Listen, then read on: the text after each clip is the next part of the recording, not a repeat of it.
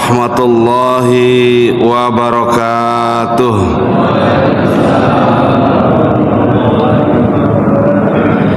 Bismillahirrahmanirrahim. Alhamdulillahi rabbil alamin. Wabihi nasta'inu ala umurid dunya waddin. Wal aqibatu lil muttaqin. Wala udwana illa 'alal zalimin. Ashhadu an la ilaha illallah wahdahu la syarika lahul malikul wa'dul amin. Wa ashhadu anna Muhammadan abduhu wa rasuluhul mab'uts rahmatan lil alamin. Allahumma salli wa sallim ala Muhammadin nabiyyinal karim wa ala alihi wa ashabihi wa tabi'ahum bi ihsanin ila yaumiddin. La haula wa la quwwata illa billahil aliyyil azim. Amma ba'd. Qala Allah Ta'ala fi kitabihil karim wa huwa asdaqul qailin. A'udzu billahi minasy syaithanir rajim. Ya ayyuhalladzina amanu ittaqullaha haqqa tuqatih wa la tamutunna illa wa antum muslimun. Shadaqallahul azim. Allahumma arhamna bil Qur'anil karim wa nahnu ala zalika insyaallahu minasyahidin wasyakirin wal amilin bi rahmatika ya arhamar rahimin. Bapak-bapak, ibu-ibu dan saudara-saudara sekalian, jamaah salat subuh Masjid Al-Muhajirin yang semoga semuanya diridhai oleh Allah Subhanahu wa taala. Puji dan syukur kita panjatkan kehadirat Allah Subhanahu wa taala atas berkat, rahmat, hidayah dan inayahnya, sehingga kita pagi ini bisa bangun pagi dalam keadaan sehat walafiat. Satu nikmat yang tak ternilai. Nikmat lainnya adalah nikmat dalam kondisi beriman di dalam berislam. Oleh karena itu mari kita jaga, kita pelihara kondisi seperti itu sampai kita menghadap keharibaan Allah Subhanahu wa ta'ala. Amin, Allahumma amin. Bapak-bapak, ibu-ibu dan saudara-saudara sekalian, ada 3 kecerdasan yang harus senantiasa kita asah. Yang pertama, kecerdasan intelektual.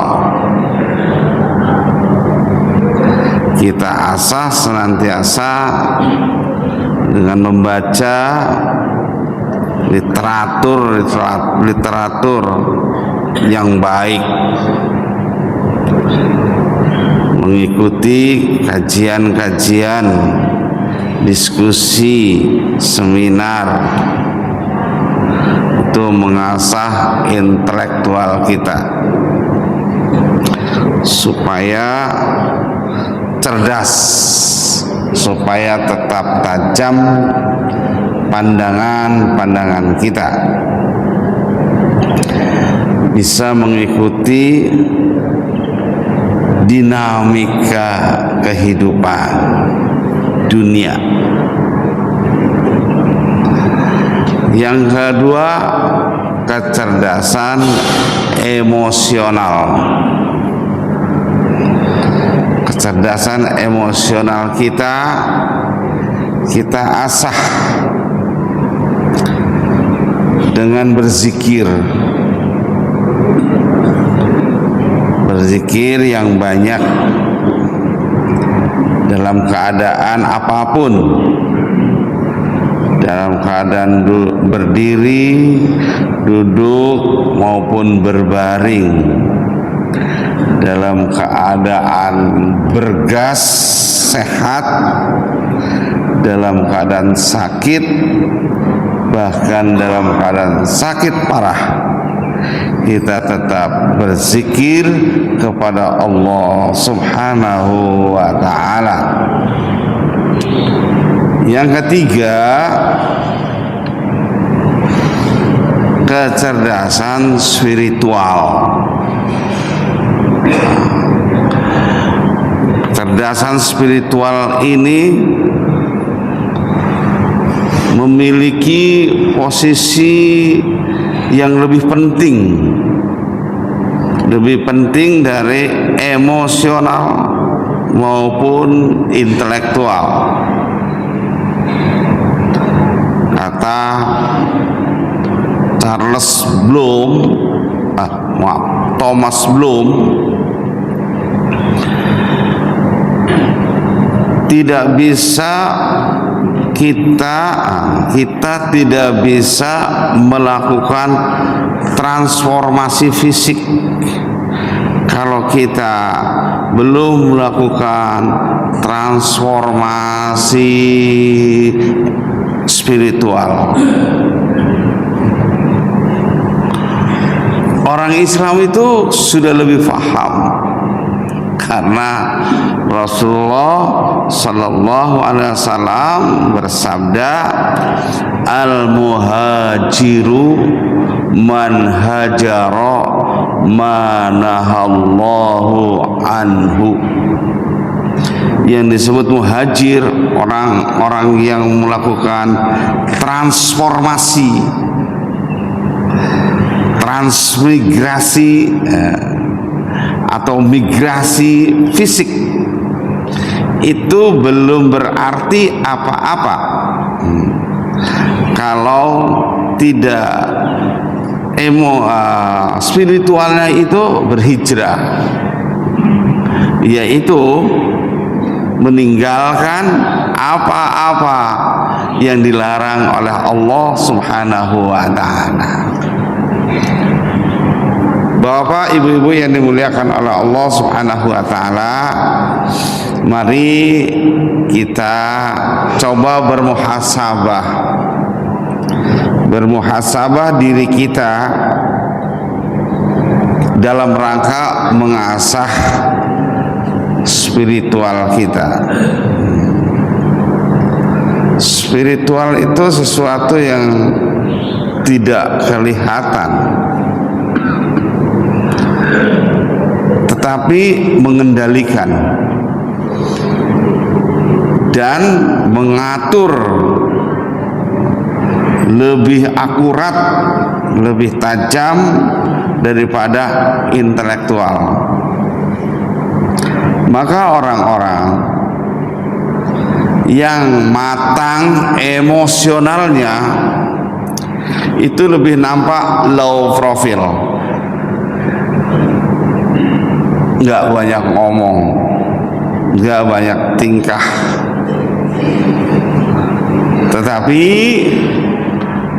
berwibawa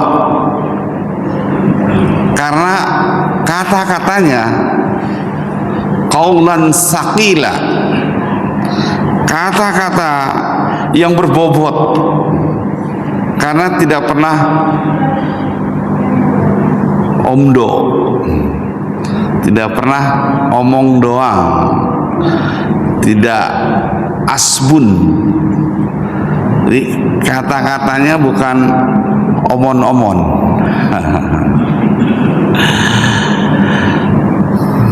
Tapi bertanggung jawab. Ini orang-orang yang matang emosionalnya. Tapi sekali lagi Bapak sekalian, bukan tidak penting juga kematangan intelektual dan emosional, tapi tadi spiritual lebih utama. Kita muhasabah melalui surat Al-Mu'minun. Surat Al-Mu'minun atau surat yang ke-23. Kita pelajari dari ayat yang ke-12. A'udzu billahi minasyaitonir rajim. Walaqad khalaqnal insana min sulalatin min tin.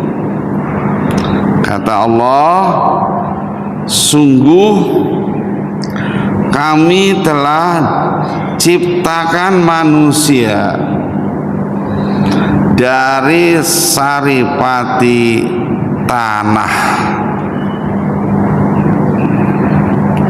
Ya Allah menginformasikan kepada kita sebagai peringatan bahwa kita manusia keturunan Adam alaihi salam itu Allah jadikan dari saripati tanah. Kalau Nabi Adam sebagai prototipe manusia itu langsung dari tanah, Allah bentuk, Allah tiupkan ruh, jadi dengan teknologi idza arada syai'an ayyaqula lahu kun fayakun. Jadilah.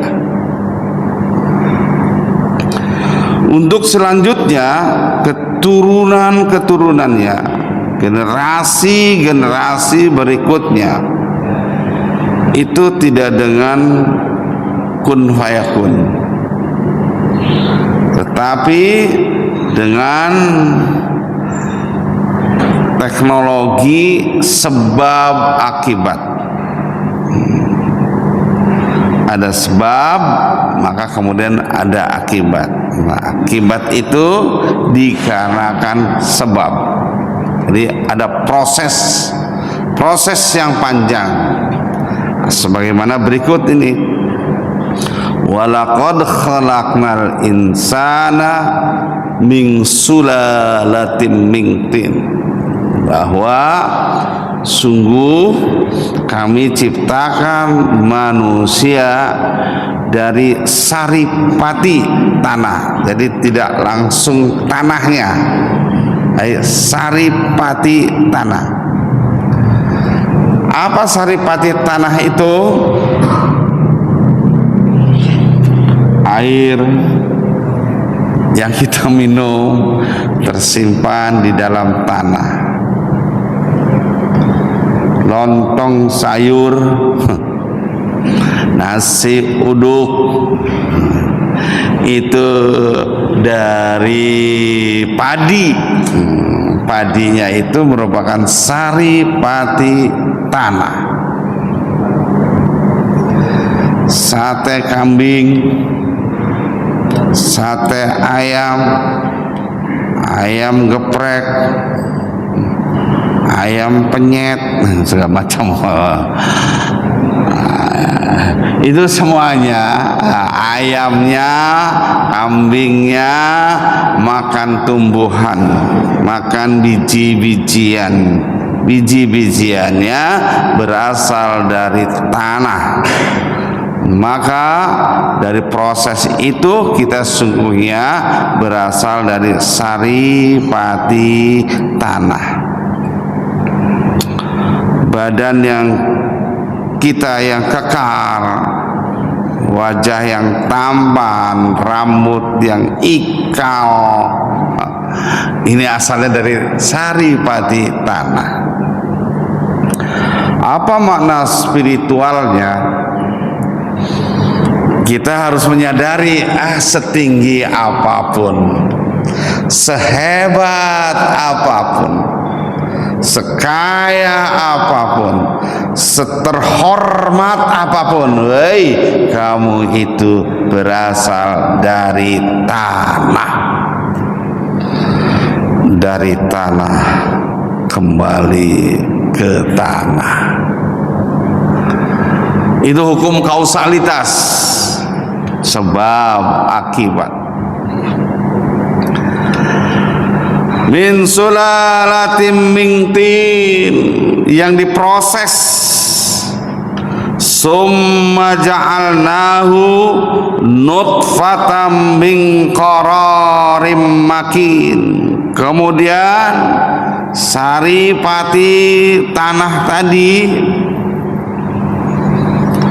jadi daging, jadi darah, sebagiannya jadi sperma. Semakin banyak asupan dan semakin berkualitas yang kita makan, maka semakin banyak dan semakin berkualitas spermanya. Kata dokter naik L-tobing.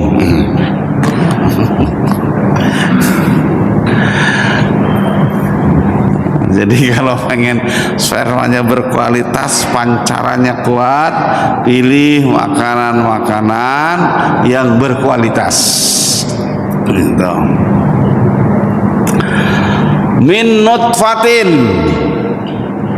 fi qararim makin, yang disimpan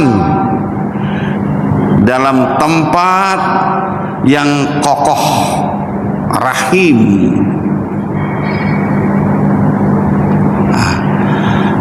Apa nilai spiritual yang bisa kita ambil? Seganteng apapun kita, sekaya apapun kita, seterhormat apapun kita, kita ini min nutfatin, dari setetes sperma,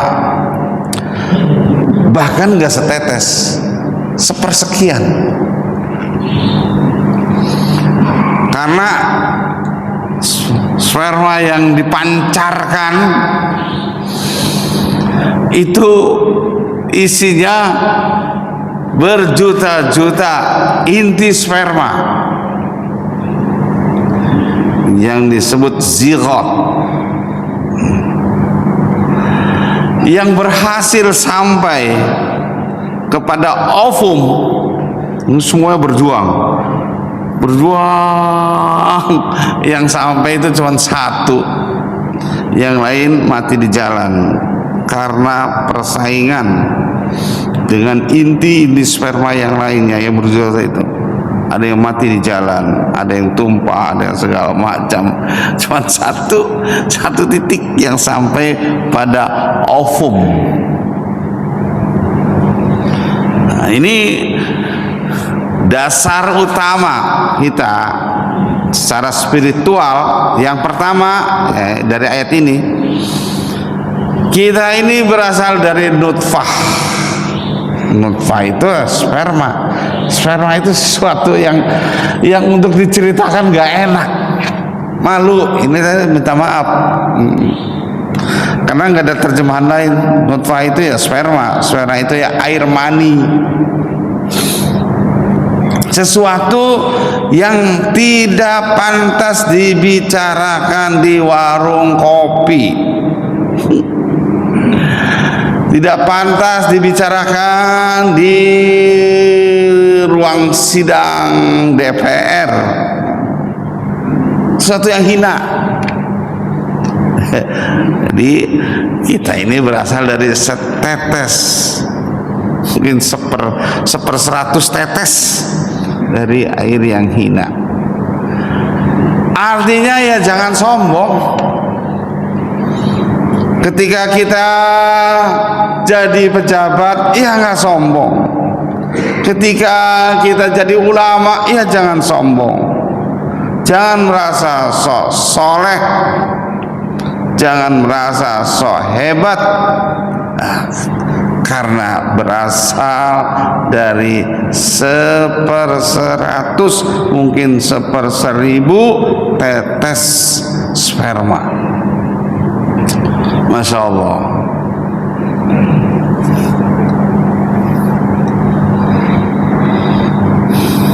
Kemudian selanjutnya, summa khalaqnan nutfata alaqatan. Kemudian dari setetes sperma itu dijadikan alaqah, sesuatu yang bergantung di dinding rahim. Itu alaqah. Apa maksudnya? Nilai apa, nilai spiritual apa yang bisa kita ambil? Bahwa pada dasarnya manusia itu alaqah, memiliki sifat ketergantungan pada orang lain. Namanya manusia adalah makhluk individu sosialis atau manusia sosial individualis. Bolak-balik. Secara kepribadian manusia adalah manusia yang individu yang semuanya ini tidak ada yang sama persis sebagai individu. Bahkan kata Kak Seto siapa namanya? Seto Mulyadi dan kakak kembarnya Seno Mulyadi, dua-duanya psikolog. Tidak ada manusia kembar siam sekalipun yang identik, yang sama persis. Mesti ada perbedaan. Nah, Kak Seto dan Kak Seno dua-duanya ketua Yayasan Nakulo Sadewo, kembar. Tapi nggak identik, profesinya berbeda. Yang satu ngurusin anak-anak, yang satu ngurusin orang dewasa. Nah, berbeda tuh. Yang satu tinggal di Pamulang, yang satu tinggal di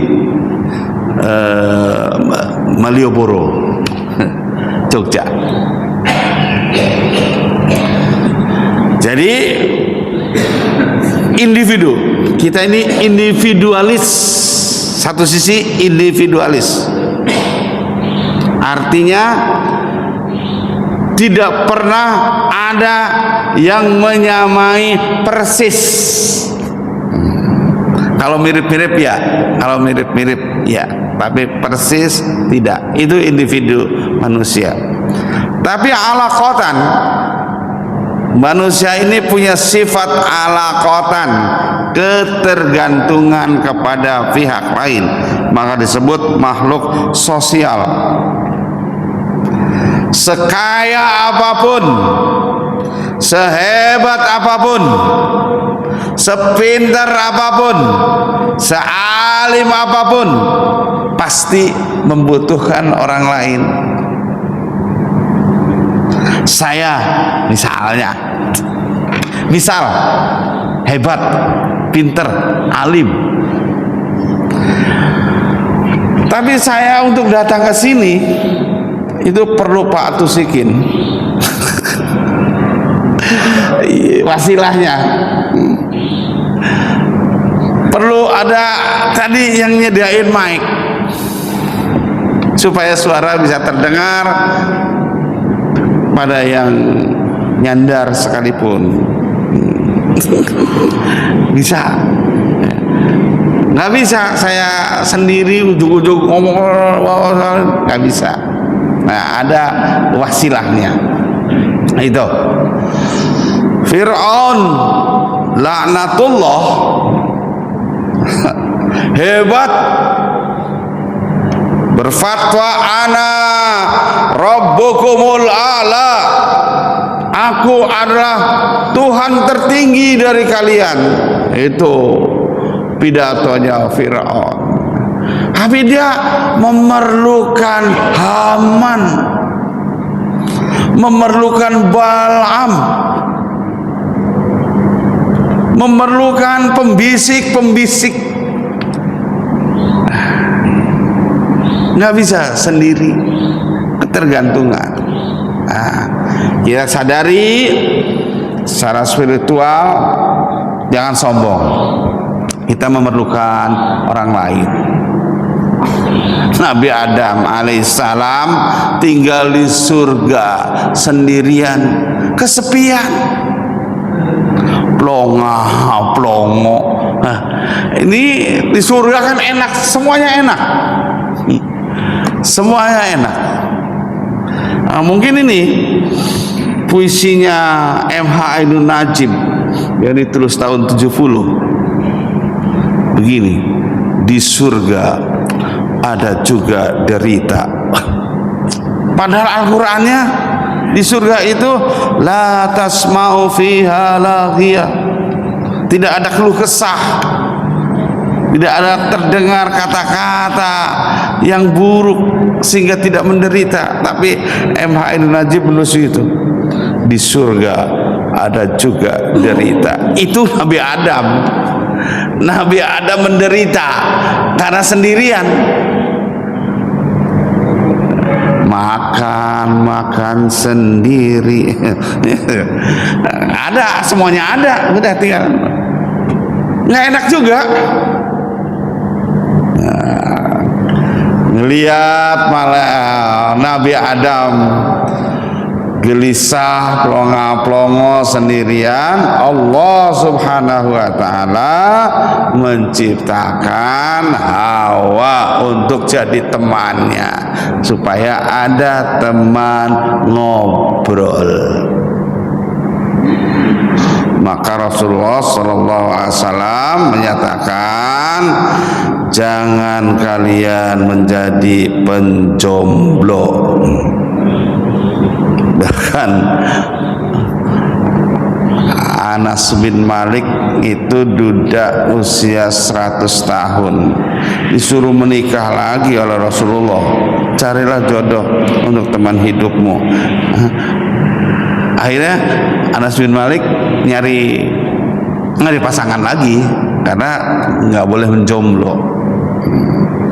Ya, ada yang duda-duda, ayo pada kawin lagi ya, jangan menjomblo.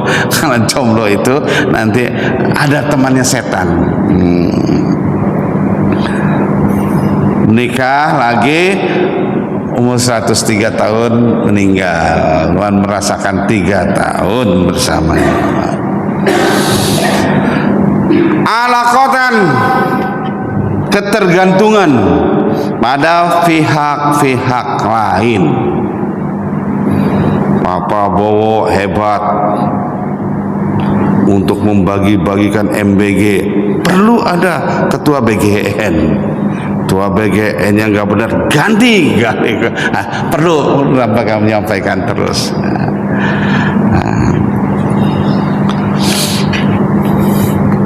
Faholaknal alaqata mudghatan, kemudian Allah jadikan atau ubah alaqah itu, sesuatu yang menggantung itu, menjadi mudghatan, segumpal daging. Segumpal daging. Fa khalaqnal mudghata 'idhama. Kemudian dari daging itu Allah ubah menjadi kerangka, tulang belulang. Nah, tulang dulu. Fakasaunal 'idhama lahma. Kemudian kerangka itu dibungkus dengan daging. Ya, ada otot-ototnya, ada belikatnya, ada sendinya, ada macam-macam.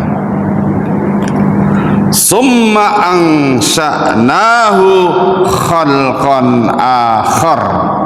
Kemudian Allah jadikan bentuk makhluk yang berbeda, yang sempurna, bukan hanya sperma, bukan hanya alaqah, bukan hanya mudghah, bukan juga idhama, tapi sudah menjadi khalqan akhar, bentuk yang terbaik. Fatabarakallahu ahsanul khaliqin. Dan atas keberkahan Allah jadilah manusia yang baik, yang sempurna. Laqad khalaqnal insana fi ahsani taqwim. Sungguh kami ciptakan, kata Allah, manusia sebagai makhluk yang terbaik. Terbaik bentuknya dibandingkan kebo, dibandingkan gorila. Masih pantesan kita, masih gantengan kita, dan sempurna. Kalau kebo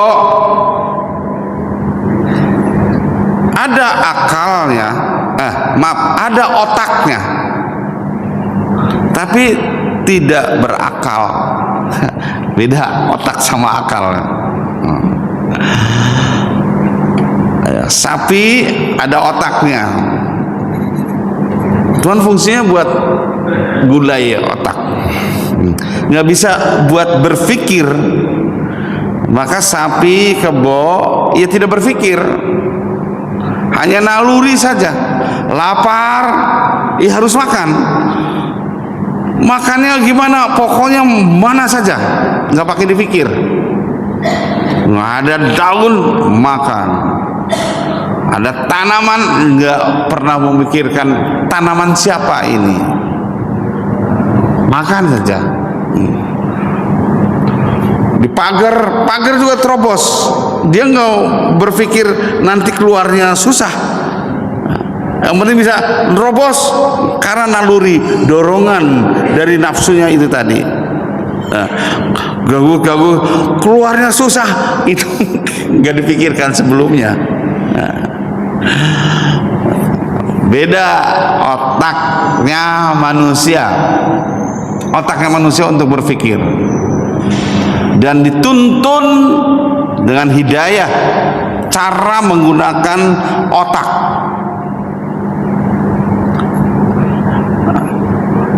Hewan tadi, kambing, kuda, kerbau, itu tidak dapat tuntunan, tidak dapat tuntunan dari Allah Subhanahu wa ta'ala. Dia hanya diberi naluri saja, naluri. Makanya karena tidak dapat tuntunan, mereka tidak terkena hukum taklif. Pada binatang tidak ada haram, tidak ada halal, tidak ada sunnah, tidak ada makruh, tidak ada mubah. Terserah, karena nggak akan masuk surga, tidak akan masuk neraka. Hidupnya udah selesai. mati ya sudah. Tapi kalau manusia, wal aqibatu lil muttaqin, orang-orang bertakwa harus memperhatikan akibat, bukan hanya sebab. Maka ada prinsip maliki yaumiddin, Allah menjadi raja di hari kemudian. Kata kemudian itu hari nanti. Ini mengajarkan kepada kita bahwa kita harus waspada. Hidup ini bukan hanya hari ini, tapi nanti ada hari berikutnya. Hari berikutnya yang sangat panjang. Itu merupakan akibat. Kita sekarang sholat jungkar balik, belum dapat akibat apa-apa, belum dapat pahala. Siapa yang dapat pahala? Pahalanya nanti. Cuman karena kita beriman kepada Allah, beriman kepada Rasulullah, Allah menyatakan, Rasulullah menyatakan, man amila amalan solihah, siapa yang melakukan amal-amal kebaikan nanti akan diberikan pahala di hari kemudian. Dan kita percaya bahwa kita melakukan. Kalau tidak percaya pada Allah, tidak percaya pada Rasulullah, anggap kosong itu. Nggak sholat, nggak zakat, nggak puasa, nggak haji, buang-buang waktu, buang-buang duit, buang-buang tenaga. Nah, karena iman itulah. Kita lanjutkan sedikit lagi. Setelah itu, summa innakum ba'da dzalika lamayitun. Setelah itu, setelah hidup nanti akhirnya lamayitun, sungguh jadi mayit, jadi mayat, sungguh akan mati. Kullu nafsin za'iqatul maut, semua yang bernafas akan mengalami kematian. Nih, secara spiritual harus kita hayati bahwa kita semua akan mati. Karena Rasulullah mengingatkan, isma syi'ta fa innaka mayyitun. Itu pesan malaikat Jibril. Pesan malaikat Jibril kepada Rasulullah sallallahu alaihi wasallam, ya Muhammad, wahai Muhammad, is ma syi'ta fa innaka mayyitun. Muhammad, hiduplah sesuai gayamu. Mau gaya hidup apa saja terserah. Mau gaya hidup individualis, sosialis, kapitalis, apalagi pragmatis, komunis, gaya punk, terserah. Nah, itu pada hakikatnya bukan hanya kepada Nabi Muhammad, tapi untuk kita semua. Mau gaya hidup apa saja terserah. Tapi perlu diingat, fa innaka mayyitun, bahwa sungguhnya kalian itu akan mati. Dan orang yang cerdas secara spiritual, kecerdasan yang lebih utama adalah al-kayyisu man dana nafsahu wa amila lima ba'dal maut. Orang yang cerdas secara spiritual adalah orang yang memikirkan dan melakukan amalan untuk bekal di hari setelah mati. Karena mati pasti terjadi, dan setelah mati kita akan hidup lagi. Dan hidup di sana merupakan akibat pada waktu di sini, pada waktu di dunia. Nggak ada perubahan, nggak bisa berubah. Di alam kubur ada nikmat kubur, ada siksa kubur. Itu akibat di sini. Bisa nikmat kubur karena banyak melakukan amal-amal ibadah dan amal-amal soleh. Mengalami siksa kubur karena perbuatan-perbuatan buruk pada waktu di dunia. Begitu juga di padang mahsyar, kehidupan di padang mahsyar. Ada yang kesulitan di padang mahsyar itu karena mereka tidak baca Al-Quran, tidak sholat, tidak berzakat. Tapi yang mendapat syafaatul uzma dari Allah Subhanahu wa taala di padang mahsyar nanti adalah satu, rajin baca Al-Quran. Al-Quran itu akan menjadi syafaat penolong. Terus berittiba kepada Rasul. Amalan-amalannya disesuaikan dengan amalan-amalan Rasulullah Sallallahu Alaihi Wasallam, maka diakui sebagai umatnya. Rasulullah sudah di surga, nengok nyari-nyari umatnya. Ummati, ummati, mana umatku, mana umatku. Tengok, kelihatan umatnya Nabi Muhammad jelas bedanya, seperti membedakan kebo bule di antara kebo sawah. Kebo sawah itu kan hitam-hitam, kebo bule putih-putih. Nah, putih-putih itu sinaran dari sholat. As-salatu nuron. Sholat itu cahaya, memsemburatkan cahaya, kemilau, putih, bersih. Rasulullah melihat itu umatku, itu umatku. Rasulullah memberikan syafaat dari Allah Subhanahu wa ta'ala. Man dzalladzi yashfa'u indahu illa biiznih. Tidak ada yang bisa membagikan syafaatnya Allah kecuali yang mendapatkan lisensi, yaitu Nabi Muhammad sallallahu alaihi wasallam. Umat-umat yang lain pada belingsatan.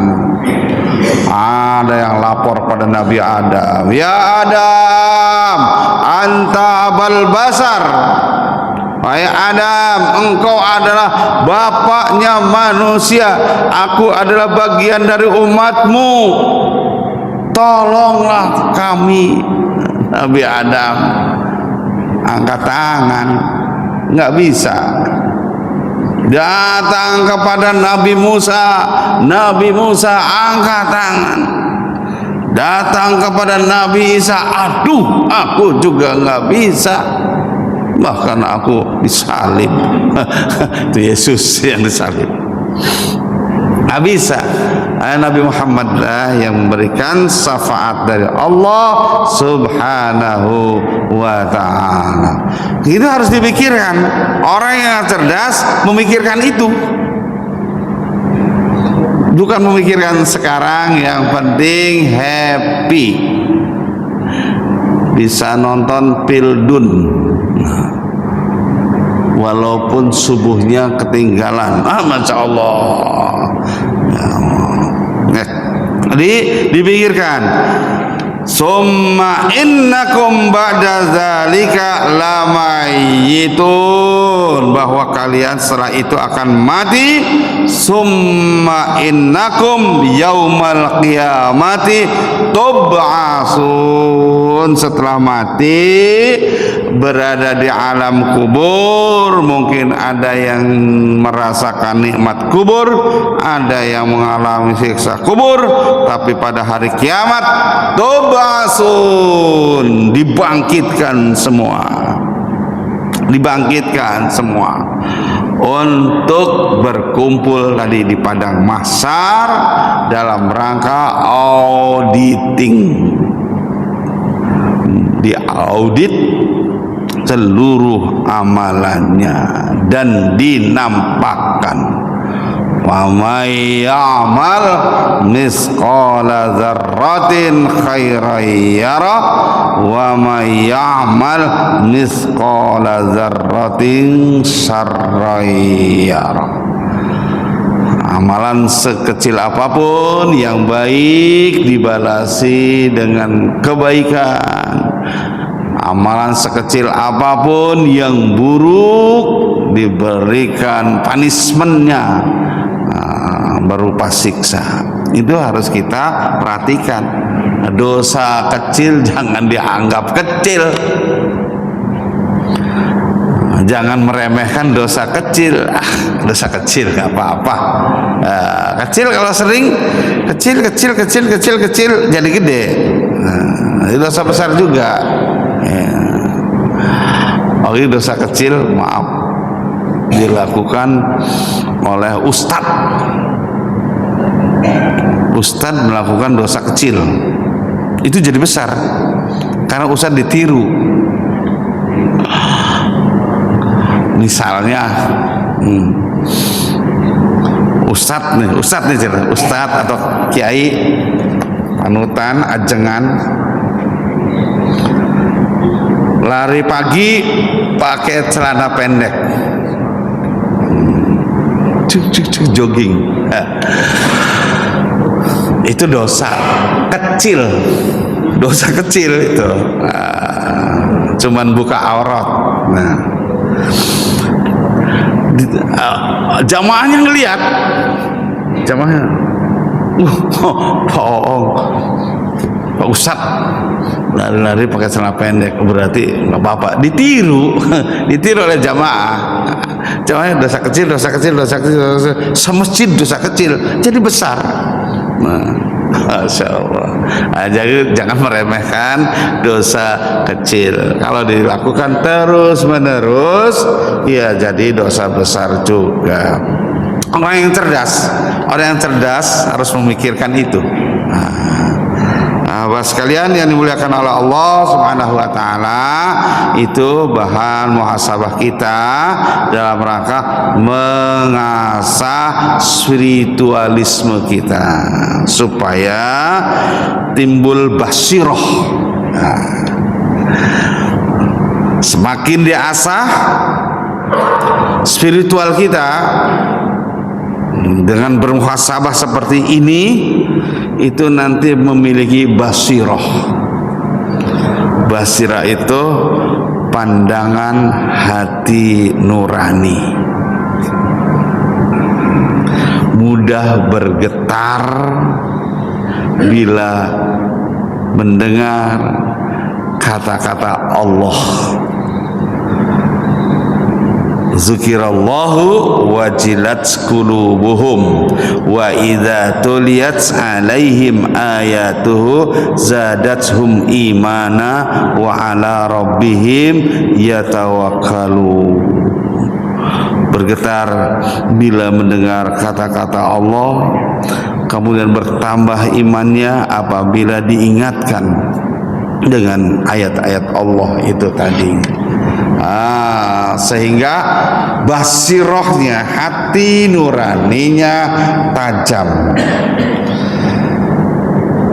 bergetar juga hatinya, deg-degan kalau melakukan dosa.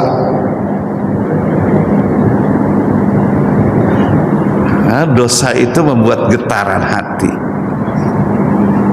takut. Nah, itu tandanya. Nah, tapi kalau melakukan dosa nggak bergetar, hatinya kotor. Harus banyak diasah dan muhasabah seperti ini. Apa muhasabah setelah ini? Itu surat Al-Mu'minun ayat 1 sampai 11.